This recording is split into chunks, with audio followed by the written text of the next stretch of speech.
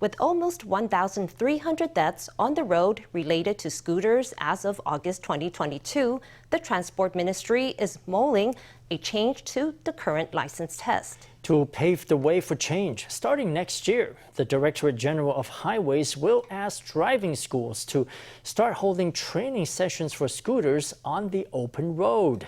The government hopes that by exposing students to the open road, the number of accidents can be brought down. From balancing in the straight line to railroad crossing, scooter road test takers must successfully perform each maneuver to obtain a license. That said, the simulated conditions in the circuit still differ from real-life scenarios on the road.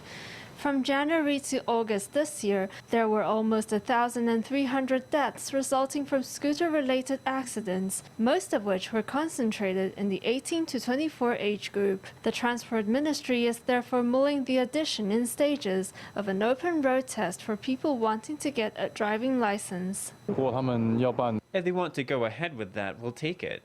At least going on the open road would make us less afraid when we actually start riding. Currently, scooter lessons are available at many driving schools, but are not mandatory for obtaining a license. And what's more, none offer exercises on the open road. As an effort to eventually introduce an open road test starting next year, the Transport Ministry's Directorate General of the Highways will ask all 72 scooter lesson providers to train students beyond the circuit. But unlike in a car, where the coach could monitor the student driver in the front passenger seat, where would a scooter coach be sitting? Certainly not right behind the student on the same motorbike.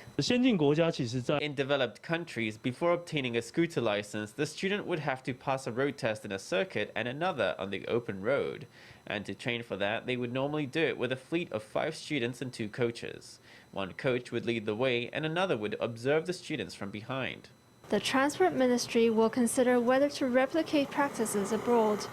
If test takers could hit the road immediately upon obtaining a license, then no amendments to the law will have to be made. That would mean that open road training would only be an encouraged supplementary measure.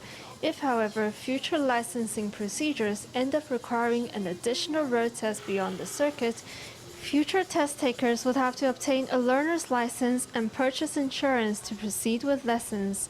That would require a change to current laws.